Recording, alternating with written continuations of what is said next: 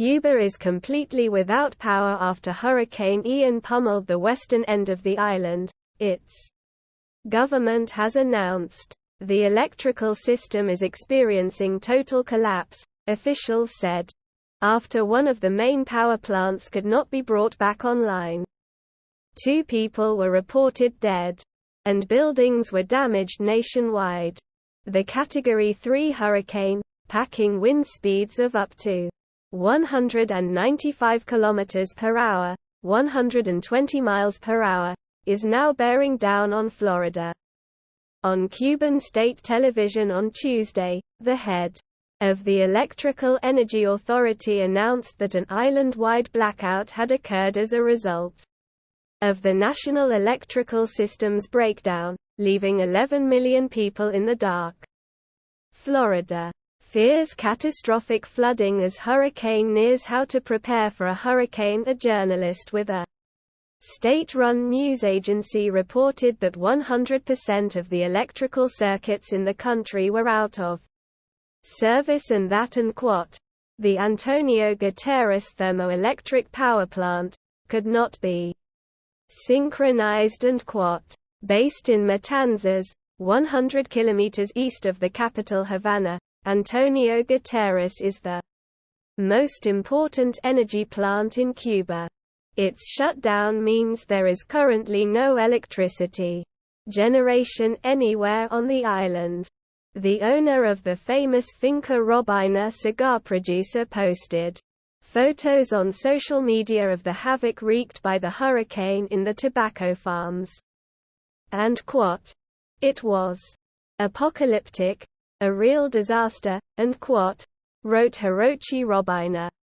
Forecasters had warned that some regions of Cuba could see up to 30 centimeters, 12 inches, of rain under Hurricane Ian. Mayalyn Suarez, a resident of Pinar del Rio, said Monday night, when the storm hit, was the darkest of her life and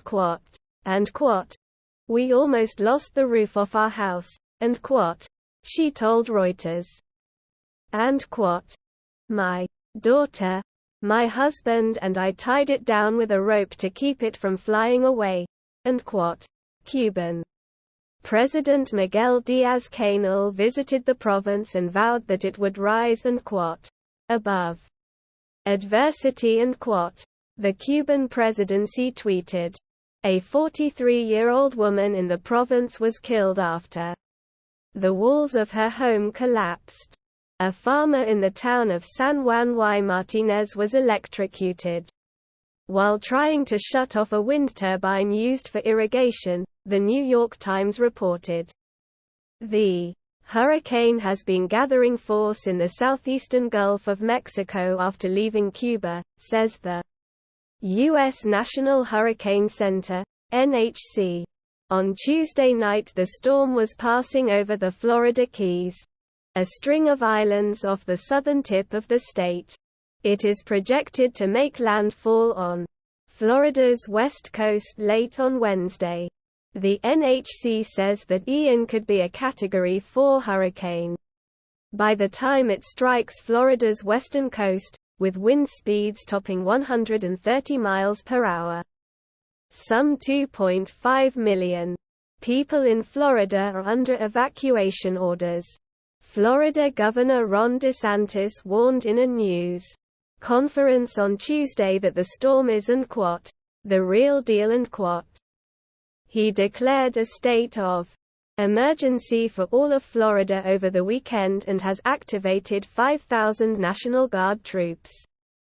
The Tampa area could receive its first direct hit from a hurricane since 1921, officials say, and might see 3 meters (10 feet) of storm surge along the coast. Meteorologists have said flash flooding is possible in the Florida Peninsula and Florida Keys as the hurricane approaches. The neighboring state of Georgia has also declared a state of emergency and placed 500 National Guard troops on standby. The White House has made its own emergency declaration, which will help federal and state officials coordinate disaster relief and assistance. President Joe Biden, a Democrat, spoke with Gov. DeSantis, a Republican, on Tuesday evening, and the two committed to and continued close coordination and the White House said. The Caribbean is still reeling from the effects of Hurricane Fiona, which tore through the region last week. Moving northward to parts of the Atlantic Canada coastline and eastern Quebec, Fiona claimed 2 lives, washed homes into the sea, and downed power lines over the weekend.